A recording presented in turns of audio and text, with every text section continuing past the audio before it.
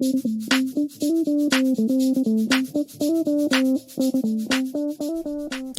guys, and welcome to yet another episode. So we've attended our very first APTA official meeting here in Nevada. So we haven't attended any of these. Well, we actually had trouble finding it to begin with. That's all. We'll get into that. But we'll talk about our experience, what we kind of saw, and whether it met our expectations or it didn't. What discussions it led to, too. Like, it brought up some some thoughts that we had, yeah. Yeah, talking points, so. Let's go ahead and jump right into that. Let's meet into it. Let's do it. The PTA Podcast with your hosts, Ken. And Laura. Thanks again for joining for another exciting episode. All right, let's get to it. So that way I can eat after this episode. Wow. That's all she can think about. Dude, my husband is making, like, a phenomenal hamburger. We found, like, this really good, like, meat, and I don't know, it tastes like restaurant quality, but I'm trying to figure out how that even like ties into our topic, but it does not. The only thing I can talk about maybe is, food. They gave us food at the event. That's the only thing. So if you hear Laura's stomach growling, that's probably why. Yeah, but we're gonna go ahead and talk a little bit about the APTA Nevada event that we went to, which was the annual section business meeting. There was something with a B in there. Hold on, I'm pulling it up. Well, it's just a meeting that was for Vegas. Yeah, but it was the more of the business side of it, like, so what needed elections to be done. And whatnot for money, where's the money being spent. Annual business meeting. So it was more about the overall what's going on with the Nevada APTA. So I'm curious if they have it more than once a year then. If they had like another section meeting. I think I've seen it before where they just they have events, but I don't think the business meeting where they do the elections, where they do the go over the budget. This is where all the dues are going and money's being spent. Where, what advances have we made? What are we going after? All that kind of stuff. So it was quite interesting to hear. Well, you want to just start from the top. We started already there. What do you mean? What was your experience going to there? Well, I was getting there right now. That's what I'm saying. Let's start from the top. We're saying the same thing, Laura. Okay. Start from the top. Okay, so I was very shocked on how little announcements were made about it prior to even going. Okay, as far as getting the word out that it was happening. Yeah, I even went on the social media for our section, and there was nothing. The information online was so slim. It didn't even tell you where to park, which was an annoying thing too. It was on one of the college's campus out here, is UNLV.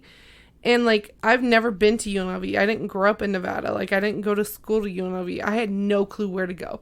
Thank goodness I kind of just Googled what building or what parking lot was closest. Google. So convenient. Yeah, I literally had to look up what park. And then I parked it, and I was like, can I park here? And you're like, I don't know. I was like, I don't know either. It says student parking, but it's a Saturday. Yeah, I think even on weekends you have to I don't know. I have didn't a parking permit. Well, neither did I, but... But it was just kind of interesting. Luckily, once we got there were signs leading up. You and me both showed up at the same time. It was very informal at first. They broke it down into a coffee section, which was just in person asking questions, them kind of answering it. Well, before we get into the coffee talk, because when we were walking up, you see the signs like you were mentioning, mm-hmm. and then you have this sign in, and then as you're getting this name badge, you're joining a raffle, and I'm like, wow, this is gonna be lit. There's gonna be quite a bit of people here. Cool. Okay, yep. let's do this. You had your alum, UNLV was there with their if you're an alum of UNLV, you have to sign up with them, and they'll send you new alum stuff, I guess. Too. So I'm like, okay, this is about to be popping. I heard people talking, and we were running a little late. I had family in town, so it made me get out the door late. So we were running late. So I was like, okay, let's get in. And we get in, and lo and behold, there's a total of 20 people. Not even, I don't think. I really don't even think there was 20. Maybe 18 people. Yeah, and I was over half of them were students. And then the other half were board members. Pretty much. So, like, in total, I want to say, like, actual practicing in the field, non-affiliated at all with APTA or the schools. There was probably just us. 3. No, there was that one guy. He was a small business owner because he asked questions. And I don't think he was involved at all. Oh, okay. I think I know who you're talking about. Like the guy kind of in front of us-ish when we were standing? Yeah, when we were standing. I'm trying to figure out who he you're had, talking like, about. his backpack there. And so, like, I was very saddened by that, honestly. Like, it didn't make me mad. It didn't make me frustrated. I was sad. I was sad for a profession that the fact that we're holding an annual business meeting that's going over elections, which, by the way, I didn't even realize we had. See, but then, like, that's another point. Like, even we didn't know about this until we went. Yeah. You've been in the field for how long? We did 4 digging. years? Until we started digging into it a little bit more. So it's like, we go to this, and they're talking about, like, all the movements that they're trying to do and the board members, and we had absolutely no idea what was going on. Yeah, like, apparently our board member left in the middle of his term and the president because he moved out of state. Like, didn't even realize that. Yeah, there was a lot of other, like, little things that just happened that you're just like, it was strange. And then they also did it on Zoom, which I thought was really cool. So, like, because, you know, Nevada is, like any state, it's larger than driving distance for everybody. So, like, the people up in Reno aren't going to come down probably for this one board meeting thing. So, surely enough, we thought the Zoom was going to be popping. Yep, and on total of the Zoom, I looked at one point, and I think it literally showed 11 people. And again, half of those were speakers, presenters that could not make it to the actual event. Yeah. So, like, it was odd. It was interesting. The big thing, like, that we noticed, it was the lack of a certain representation there. Which was mainly PTAs in the field. They brought up a lot of things that they were trying to do for, you know, Medicare cuts came up a lot about the field. But I mean, 'cause, like, some of it too was like I don't know if they knew that, like, a lot of the members there, because you mentioned it felt like a recruitment meeting. It felt so much like a recruitment. Which it kind of was, like, as far as, like, the vibe, because they're trying to justify why the APTA exists, what they do, and how we can become more involved in either their section and the appealing to the governor, things like that. And again, like, a lot of these things that we didn't know, but for the entire, like, first half of the entire event, that's what it felt like. Yeah, and like, you guys should join us. You guys should. Well, it was kind of nice because of the fact that I didn't realize really what they did or the positions that we did have on the board, because no one came in and talked to me during school. Like, we were talked about the APTA and how we should be members and getting involved, but, like, that was it. Like, no one came in from the board and came and discussed or talked about any of that kind of stuff. Like, and I think that's where we need to be hitting. If we want people to come out into the field and understand what's going on and be a part of our association, you need to do it from the start, because the more you just go on, like, as much as, like, we're a community, we also work, like, we're small knit in a way. Like, you're usually working with the people at your site in a way. Or, like, if you're home health, you are maybe just having interaction with just your supervising PT. Like, you're not really getting, like, there's not much besides your, like, bubble in a way.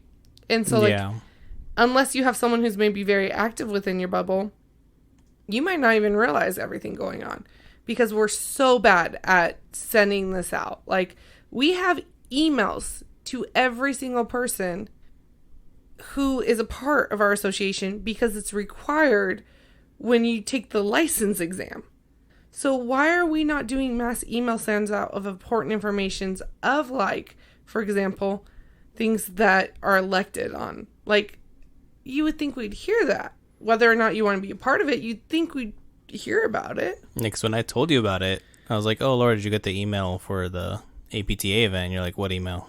I'm like, well, Carrington sent out an email saying that it was going on at UNLV, and she dug through everything she had, and she found nothing. Yeah, so and that was even through, like, your old school. Yeah, like I don't know. It's like our school not reaching out to everybody, only to certain people. Well, like we're both members of the APTA, and we didn't get any alerts from the APTA saying, "Hey, this is happening." At least I didn't. I didn't. I wish you could go in like their new app you have. You can almost pick your region, and you can get constant updates within the region. It all just feels so disconnected in a way. Like it.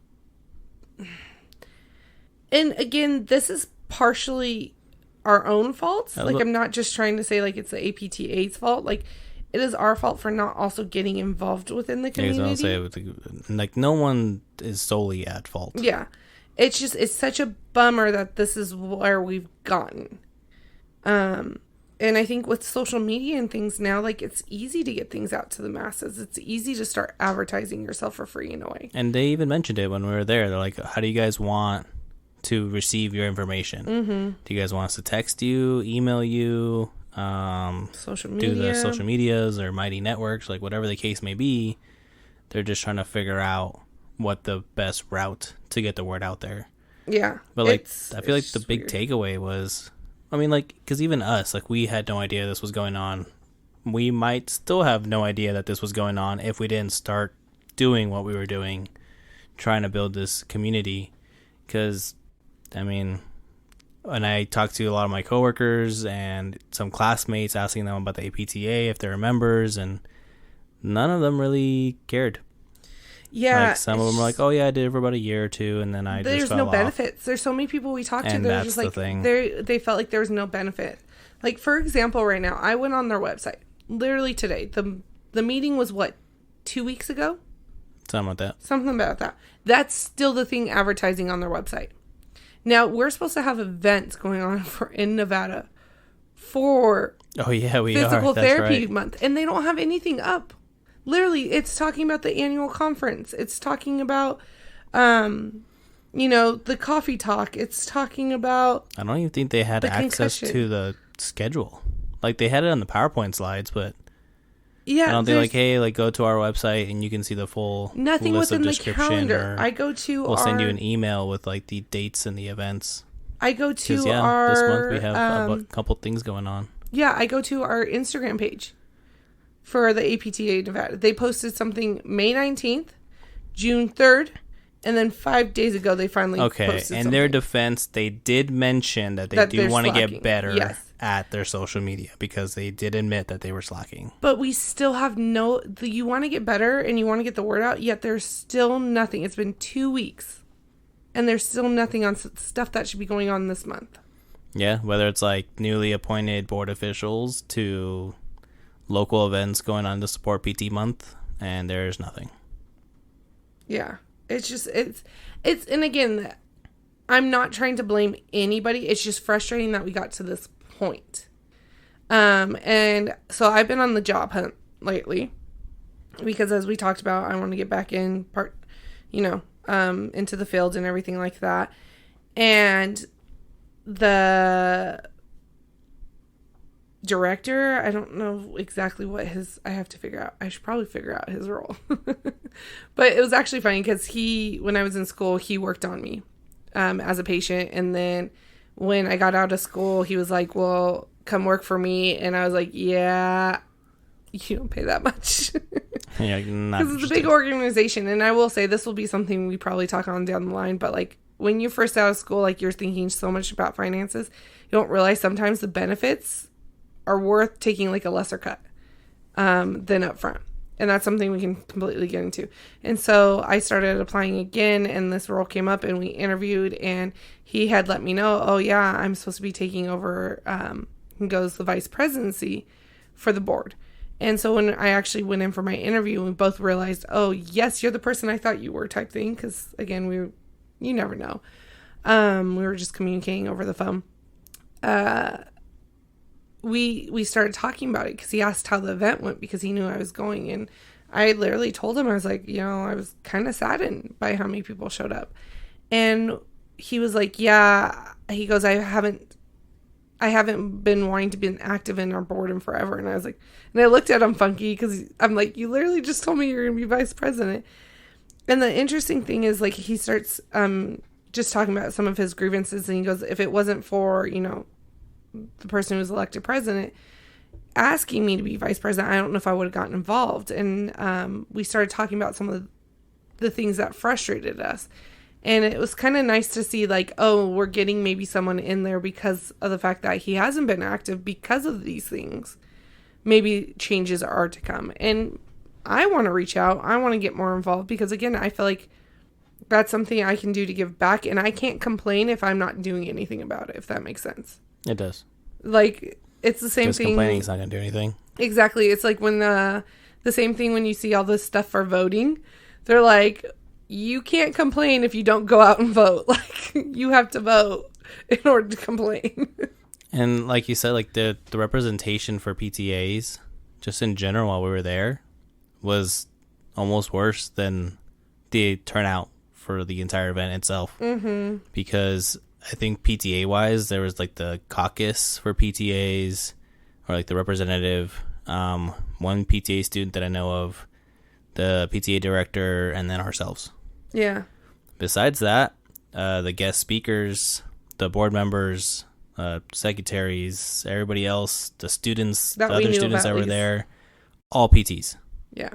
So it's like, and not enough PTAs want to be there. Like, same. I don't know. Just raises more questions, I suppose. Yeah, I was about to say we had like a solid actual discussion. Like So the way the lineup went, I don't know if we discussed this, but like it was there for an hour. Was it like a coffee shop, informal, just talk and ask questions. And then after that, they went to like an hour and a half of all the business agenda stuff that, included where's the money going, what are our goals for the upcoming year, what do we want to see happen, blah, blah, blah, blah. Who's elected, what roles are changing, what roles are staying the same. And then we went to lunch, and then after that was 2 guest speakers that they split the room up, which I kind of felt bad about that because I was like, there's not a lot of people here. But when we were at lunch and like there was kind of that break, me and Ken were literally like, I literally looked at him and said, I think this is a recruitment session. Like, I don't feel like this is an annual board meeting. I feel like this is a recruitment session. And then, which I can't blame them because they don't have enough participation. B, like, I looked at him and I was like, what's the one thing you felt was missing this whole entire time? And he said the same thing I was thinking, which was PTA representation. And like who's kind of fighting for us on the board and that kind of stuff. Like they talked about pay and reimbursements, and, they talked about how they don't want that to come to Nevada. And they've already kind of stopped certain big insurances from applying the cut to outpatient and just in general out here. But then it's funny because the thing that struck my mind is when they were talking about this, and I don't know if it hit for you too, was the fact that they were discussing the pay cut from a business point of view, like for the owners of the clinics and the businesses. So much like impacting not PTA fields. The PTA role deserves to get paid the way it's paid. And then on top of it, it was like there was nothing that was like, oh yeah, we're trying to make sure, PTAs aren't losing pay because of the fact that in certain areas they're getting cut now. Like it was just, it made me a little mad, but at the same time, I'm like, how can I be mad when there's no representation to kind of voice those opinions, if that makes sense? And like the board members? Yeah. Yeah, because I'm not really sure what how involved the PTA caucus gentleman that was there. Mm-hmm. But as far as like the board directors, like they're like, oh, this is this position, PT. Oh, this is this position, PT. Oh, next up is this person, PT. And I was like, do you think that PTAs don't even like run, or they only vote PTs into office? I don't know. I think it's probably a history of, PTAs were looked on originally more like the technicians are now, where it's just a job. It's not a profession in a way. I'm not saying no. No, I'm not saying I was like, holy, you're about to get people about to reach through and slap you. No, back in the day, like when it really started coming out and PTAs became more of a position. Now, we look at ourselves, most PTs, I should say, look at us now as actual therapists. We're not a technician. We're not really assistant. we're treating therapists. And so I think the board, when the board was founded in any of them, that's kind of how it went. And now PTAs are kind of being taken in their opinions and their roles are being valued more. But because we have this long history of these roles going to PTs and, PTAs not being as much involved, it's now our turn to step up to voice for ourselves in a way. Like you can't, I don't know. I don't expect someone who's not in our position to voice for us, because how are they truly going to know what needs to be done in the role? Yeah, because they won't know where we're coming from if they've never experienced it. Yeah, they've never been PTAs, or some of them have. Like I was telling you, the person who's going to be the vice president, he was a PTA before. Me and him had a full-on rant on stuff. It was great. We talked about everything. And it was kind of cool to see, like, we were just saying, like, the gap between education is something a little bit ridiculous, and like how can we value, how can we expect insurances and other things to value us the way we value if we have small business owners, not small business owners, but independent companies going into insurance and saying, hey, for a flat rate, I'll treat all your patients, when we're undercutting our value in a way.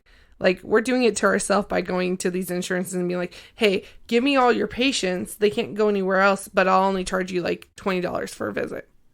Even though, 60 is really the going rate across the country. Like, we're doing that to ourselves. We're undervaluing our skills by undercutting each other in a way to get more business. Yeah, because the APTA is fighting for more money from insurance companies. Mm-hmm. They're attacking the copays. And another thing they brought up, too, was saying how they're advocating for dry needling to stay in the physical therapy profession. Because they said that... Which they did out here. They were successful. Yeah, so they attend other board meetings, kind of like the Occupational Therapy Board, mm-hmm. Chinese Practicing Chiropractic Board. They all get together and they talk about kind of like the scope of practice, if you will. And they said, I just kind of take their word for it, but they mentioned that the Chinese Medicine Board was trying to take dry needling from us. Yeah. Saying that it's a needle, it's to like acupuncture. Well, it's not Western Medicine, Eastern Medicine Board is what they consider. It's okay, Eastern Medicine Board. Yeah. So they were trying to take the dry needling from us, but they advocated, enough people in the physical therapy community stepped up and said, no, we still need it for our patients, our athletes, so on and so forth. So they decided to keep it a physical therapy practice versus like another state like California, for example. They lost that battle. So they lost it a long time ago. Dry needling is not allowed in California. It's definitely, and that's kind of the cool part about it being state by state, is like, just because one area lost doesn't mean like it affects all of us, which is kind of nice. So if you like truly want to practice, I would say it's double-edged. But yeah, I was about to say, but then there's also some cons.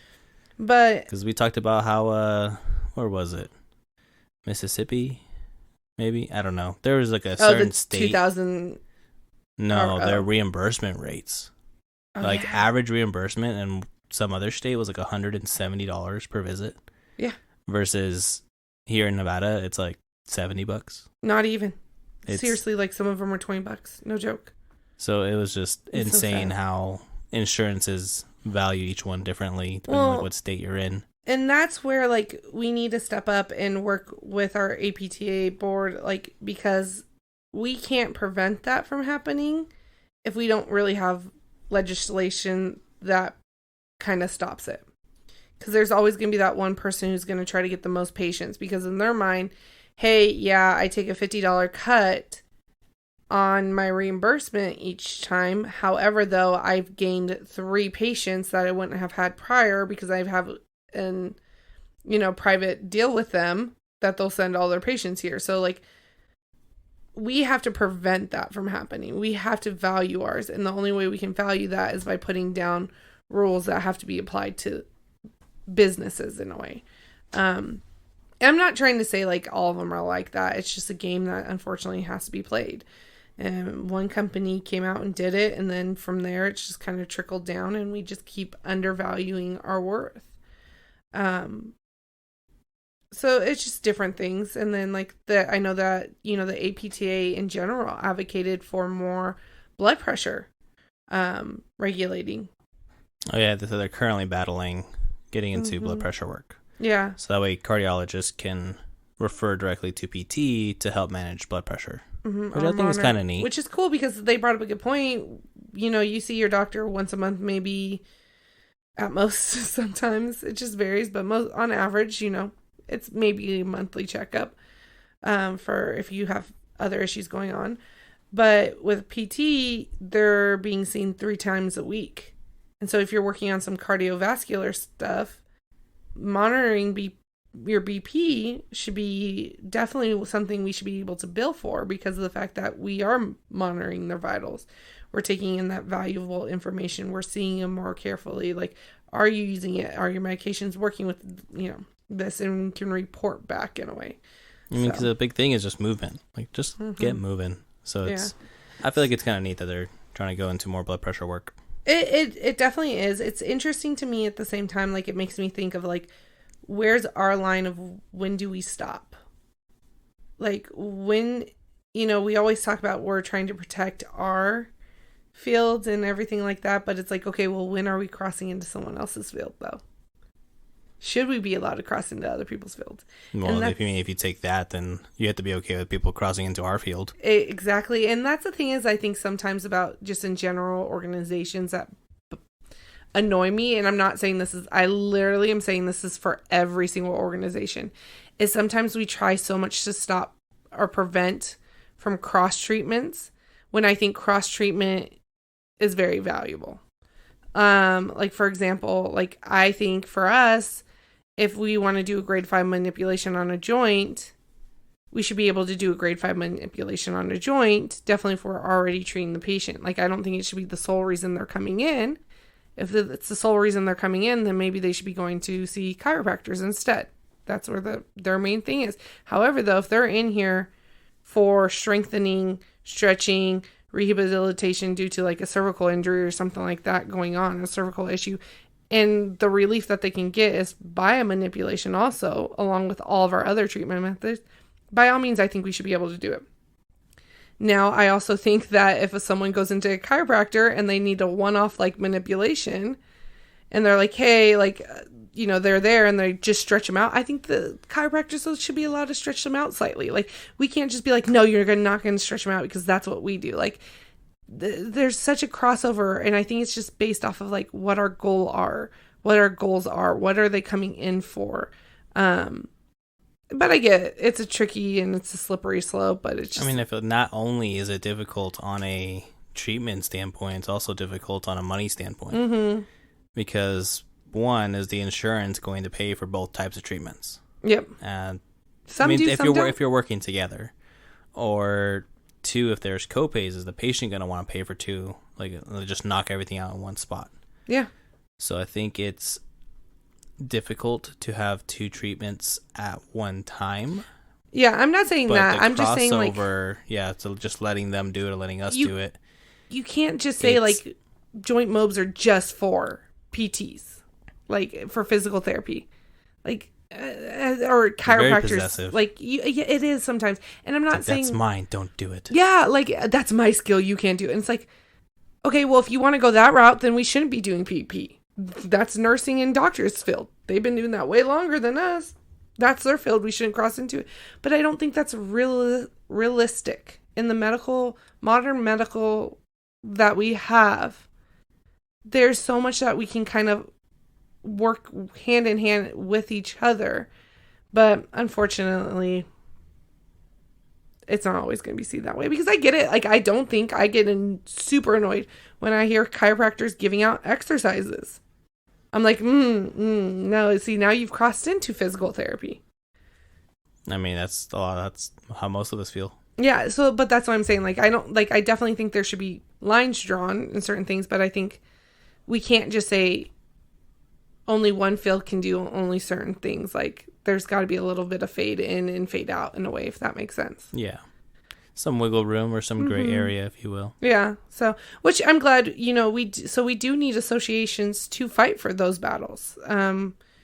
If we don't, honestly, if I hadn't looked into it, I wouldn't have known so much about the Medicare being cut. Honestly, I would have no idea, except for my mom told me at one point. And then I looked a little bit deeper, and then our podcast, I dove in deeper. Like, it makes me wonder how many people didn't realize that our worth is kind of being cut by Medicare. Yeah, and whatever Medicare does, everybody else does. So if Medicare sees PTA value go down, then guess what? Everybody else will see it too. Yeah, and so it's like, okay, we need an organization who is going to fight that battle. Because the Medicare cut is only for until the next budget or the next act or whatever. It can be changed still, even after it goes into effect. So we have people who are battling for us, and we need those people. And I think it's our responsibility, if we want to have a voice or an opinion on it, you have to get involved in it. And so, and I'm not saying you have to be fully deep down and be the president or da-da-da. No, but attend those meetings. Maybe look up what's going on in your chapter. Have an opinion on who you're voting in, because those are people who are going to represent, again, your needs. It's like a small little, country in a way. You're voting for a president. Small little U.S. It's the same thing. If you want your goals to be represented. Thank you. I got you. You have to take some action. If not, there's no right for us to have an opinion on it, I feel like. Well, I feel like that should just about wrap it up. We are curious to see if anybody else has attended their own section meeting or their own business meeting. Mainly just kind of see if is it Nevada's turnout that just wasn't really that good? Do other states have really good turnouts for their own events? So just let us know. If you want to add us on Instagram, you can email us. We have a Discord from the PTA Source with Nick. Yeah. You can catch us on there as well. Yeah, we've worked with Nick recently. There's a whole PT assistants section within that Discord. So join. It's awesome, guys. It's great. Check out there. We post discussions and everything like that too. And after that, make sure you share, do all the things, and we will catch you in the next one. Bye. Take care. The information in this video or podcast is not intended nor implied to be a substitute for professional medical advice, diagnosis, or treatment. All content, including text, graphics, images, and information contained in this video or podcast is for general information purposes only and does not replace your professors or a consultation from your own doctor or healthcare professional.